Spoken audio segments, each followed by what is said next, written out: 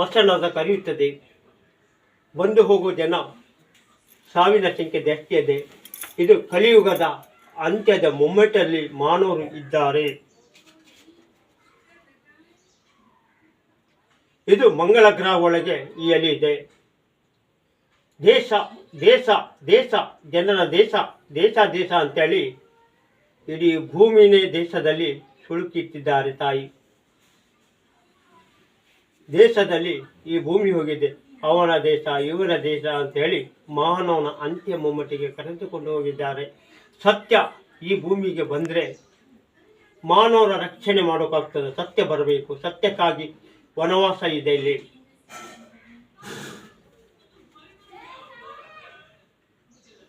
ಚಂಡಮಾರುತ ಗಾಳಿ 250, 200ರಿಂದ 250, 300, 350ರಿಂದ ಗಡಿ ದಾಟುತ್ತದೆ.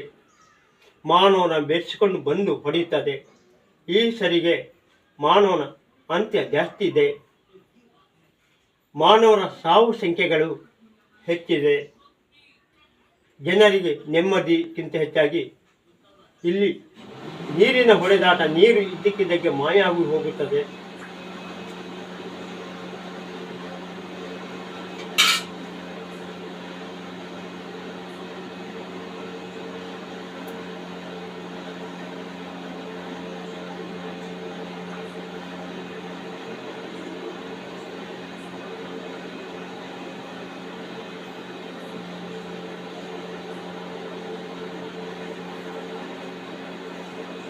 ಅಗ್ನಿ, ವಾಯು, ಜಲ ಹೀಗೆ ಮತ್ತೆ ಸೇತುವೆ ಅಂದರೆ ಅಣೆಕಟ್ಟು, ನೀರಿನ ತಡವೆ ಅಣೆಕಟ್ಟನ್ನು ಒಡೆದು ಹೋಗುತ್ತದೆ.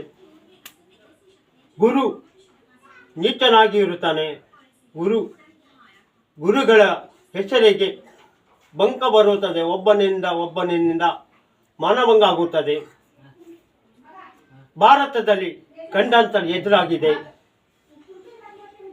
ಇದು ಶನಿವಾರ ದಿವಸದ ಗ್ರಹಣ ಆಗಿರೋ ಸಲುವಾಗಿ ಶನಿವಾರ ದಿವಸ ಸೂರ್ಯ ಗ್ರಹಣ ಬಂದಿರುವಾಗ ಯಾವ ಜಾಗದಲ್ಲಿ ದರ್ಶನ ಆಗಿದೆಯೋ ಆ ಜಾಗ ಗಂಡಾಂತರಿಗೆ ಮುಂದೆ ಸುಳಿವು ಸಿಕ್ಕುತ್ತದೆ.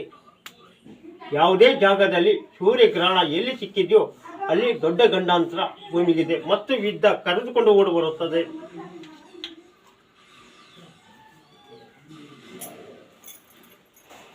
ಮಾತಿಗೆ ತಪ್ಪೋಂಗಿಲ್ಲ ತಾಯಿ. ಮಾತು ಕೊಟ್ಟ ಮೇಲೆ ಮಾತಿನಂತೆ ನಡೆದುಕೊಳ್ಳಬೇಕು. ಕೈಲಾಸದ ಪಾರ್ವತಮ್ಮನ ವಚನೆಯಲ್ಲಿ ನಾವು ಬಂದಿದ್ದು ನಾಗದೋಷ ಪರಿಹಾರ ಮಾಡೋಕೆ, ಸರ್ಪದೋಷ ಪರಿಹಾರ ಮಾಡೋಕೆ, ಮತ್ತೆ ಗುರುದೋಷ ಪರಿಹಾರ ಮಾಡೋಕೆ, ಇಲ್ಲಿ ಬ್ರಹ್ಮದೋಷ ಪರಿಹಾರ ಮಾಡೋಕೆ, ಗ್ರಹಗಳ ದೋಷ ಪರಿಹಾರ ಮಾಡೋಕೆ. ನಾಗಲೋಕದಿಂದ ಬಂದಂಥ ತಾಯಿ ಭೂಮಿಗೆ ನರಮಾನವರ ರಕ್ಷಣೆಗಾಗಿ ನಿಂತಂಥ ತಾಯಿ ಇದು.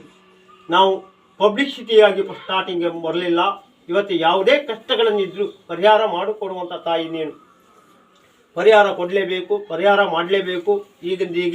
ಹೀಗೆ ನಾವು ಬಂದಿದ್ದು ಲೋಕದ ವಸೂಲಿಗಾಗಿ. ಇವತ್ತು ನಾವು ವಸೂಲಿಗೆ ಹೊರಟಿದ್ದೇವೆ.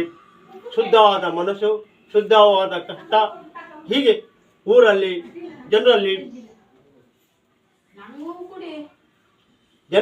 ಯಾವುದೇ ಕಷ್ಟಗಳಿದ್ರೂ ಪರಿಹಾರ ಕೊಡುವಂಥ ಪ್ರಾರ್ಥನೆ ಇಟ್ಟಿದ್ದೀನಿ ತಾಯಿ. ಇವತ್ತು ದಿವಸದಲ್ಲಿ ಪರಿಹಾರ ಮಾಡಿಕೊಡುವ ಕೆಲಸ ಹೊಡೆ ನಿಂದು ತಾಯಿ. ಪರಿಹಾರಕ್ಕಾಗಿ ಇವತ್ತು ದಿವಸ ನೀನು ನಡೆಸಿಕೊಡಬೇಕಾದ ತಾಯಿ ನೀನು. ಸರ್ವ ಕಷ್ಟಗಳನ್ನು ಪರಿಹಾರ ಕೊಡಬೇಕು. ಕಲಿಯುಗದ ಪಾರ್ವತಮ್ಮ, ಕೈಲಾಸದ ಪಾರ್ವತಮ್ಮ ಇವತ್ತು ದಿವಸ ನಡೆಸಿಕೊಡುವಂಥ ಪ್ರಾರ್ಥನೆ ಇಟ್ಟಿದ್ದೀನಿ.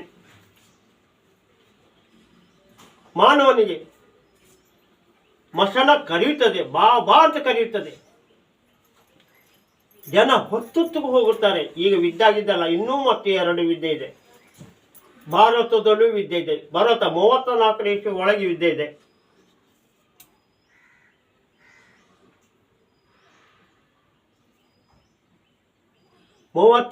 ಇಸ್ವಿಯಲ್ಲಿ ತನಕ ವಿದ್ಯೆ ಇದೆ. ಮಾನವರ ರಕ್ಷಣೆಗಾಗಿ ತಿರುವಾಗಿ ನಿಲ್ಲಬೇಕು.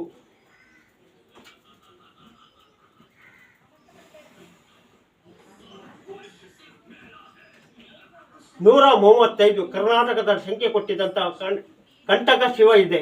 ಅದು ಎಚ್ಚರಿಕೆ ಕಂಟಕ ಇದೆ.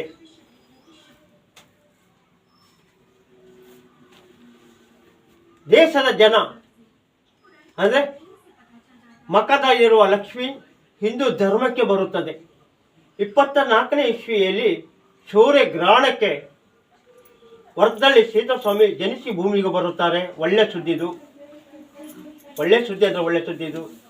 ವರದಳ್ಳಿ ಸೀತಾಸ್ವಾಮಿ ಭೂಮಿಗೆ ಬರುತ್ತದೆ. 24ನೇ ಇಸ್ವಿಯಲ್ಲಿ ಸೂರ್ಯಗ್ರಹಣದಲ್ಲಿ 1000 ವರ್ಷದ ಹಿಂದೆ ಒಬ್ಬ ಆತ್ಮವನ್ನು ಭೂಮಿಗೆ ಬಂದು ಸೇರುತ್ತದೆ. ಆ ಸೇರಿದರೆ ಭೂಮಿ 1 ನಿಮಿಷ ನಿತ್ತು ಹೋಗುತ್ತದೆ. ತಾಯಿ ಕೈಲಾಸದ ಪಾರ್ವತಮ್ಮ ನಿತ್ತು ಹೋಗುತ್ತದೆ. ಅದು ತಡೆದು ನಿಲ್ಲಿಸಬೇಕು, ಮೊದಲು ಮಾಡಬೇಕು. ಇಲ್ಲಿ ಮಾನವರ ಅಂತ್ಯ ಅವನಿಂದ ಆಗುತ್ತದೆ, ರಾಜಕೀಯ ಅಂತ್ಯ ಅವನಿಂದ ಆಗುತ್ತದೆ. ಅದನ್ನು ಒಂದು ಬಾರಿ ತಡೆದು ನಿಲ್ಲಿಸು, ಡೇಟನ್ನು ಹಿಂದಾಕಿ ಕೊಡು. ಒಂದು ಜಾತಿ ಸರ್ವನಾಶಕ್ಕೆ ಇಲ್ಲಿ ಇಟ್ಟಾಗಿದೆ. ಅಂದರೆ ಮಕದ ಲಕ್ಷ್ಮಿ ಹಿಂದೂ ಧರ್ಮಕ್ಕೆ ಬರುತ್ತದೆ.